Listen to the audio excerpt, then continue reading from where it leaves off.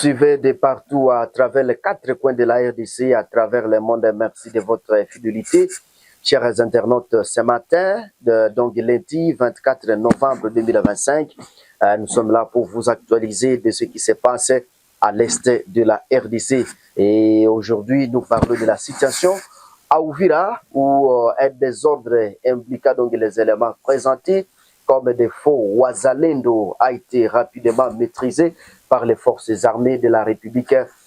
démocratique du Congo FARDC dimanche 23 novembre 2025 à Uvira, qui est actuellement le chef-lieu de la province provisoire, donc du Sud Kivu. Il faut savoir que le sida, caractérisé par des tirs sporadiques entre des factions Wazalendo, et a paralysé les activités commerciales dans cette ville du Sud Kivu. Chers internautes, et il faut savoir que l'intervention des unités des forces armées de la République démocratique du Congo et FARDC, notamment les unités Panther et des unités donc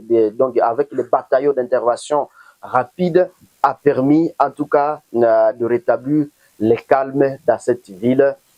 du Sud Kivu.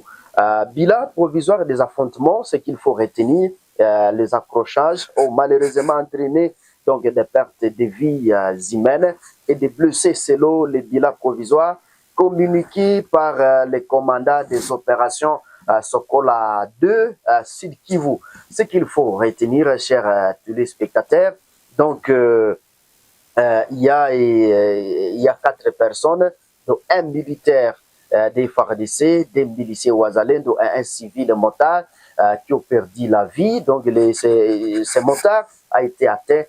par balle selon les informations que nous avons recueillies auprès de forces armées de la République démocratique du Congo. Mais également, il y a eu des blessés. Il faut savoir qu'il y a 14 personnes, dont 9 civils, 2 militaires des FARDC et 3 éléments de ces résistants Wazalendo qui échangeaient donc des tirs dans cette partie de la province du Sud Kivu. Et les blessés ont été pris à charge et acheminés à l'hôpital militaire de référence donc, et à l'hôpital général d'Uvira. Et l'armée a indiqué également que donc des enquêtes sont à court pour faire la lumière sur cet événement. Chers internautes, donc de partout à travers la République démocratique du Congo, le commandement militaire a dénoncé en tout cas un plan machiavélique des ennemis visant en tout cas à utiliser ces éléments pour déstabiliser la population, visant donc à utiliser ces éléments pour déstabiliser la population et compromettre en tout cas les efforts pacifiques de l'Est de la RDC. Le général de brigade Louis Ilunga Kabamba Jean-Jacques, qui est en tout cas le commandant de la 33e région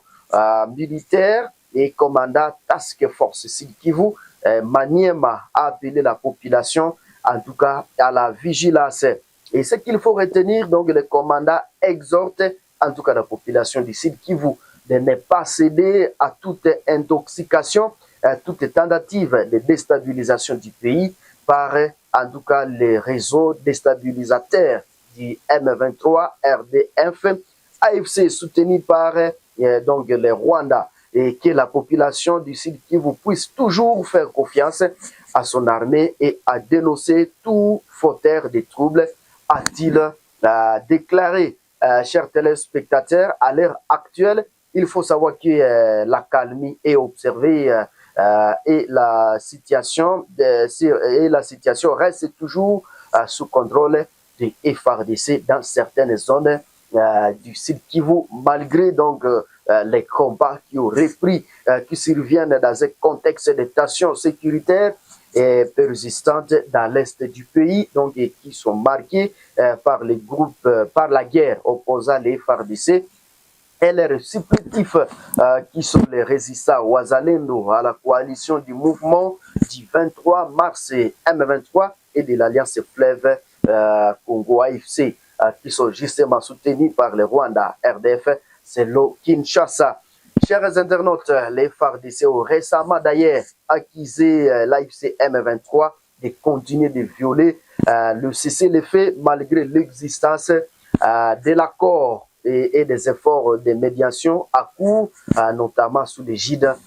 du Qatar et des États-Unis. Mais également, les lignes de front restent actives, en particulier dans la province du Nord Kivu, où des combats ont été signalés près de Nyabiondo, dans le territoire de Massissi, et entre donc les rebelles et l'AFC 23 et les jeunes résistants Wazalendo, les Wazawazan. La localité de Mahanga, dans le Massissi, serait passée sous contrôle de l'AFC M23, selon nos sources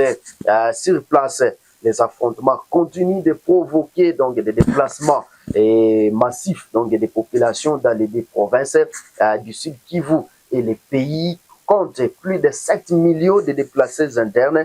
selon les dernières estimations. Chers téléspectateurs, l'armée congolaise a confirmé en tout cas l'interpellation de plusieurs officiers généraux et supérieurs des FARDC pour des faits hautement répréhensibles liés donc à la sécurité de l'État, avec des enquêtes jugées en tout cas hautement sensibles par les forces armées de la République démocratique du Congo. Chers téléspectateurs, aussi Kivu donc connaît également des tensions outre les incidents impliquant donc des factions et Wazalendo, à Uvira et à Sangué. Donc des affrontements ont été signalés dans le territoire de Kabare entre les M23 et les Wazalendo, qui a exacerbé donc la crise sécuritaire dans cette partie de la province du Sud Kivu, selon le lieutenant Rigen Mbouy, qui est le porte-parole des forces armées de la République démocratique du Congo dans cette partie de la province du Sud Kivu. Et chers téléspectateurs, nous vous disons en tout cas merci de nous avoir choisi pour vous informer. Et si c'est la première fois de nous suivre, n'hésitez pas à vous abonner sur cette chaîne de télévision pour ne rien rater de la prochaine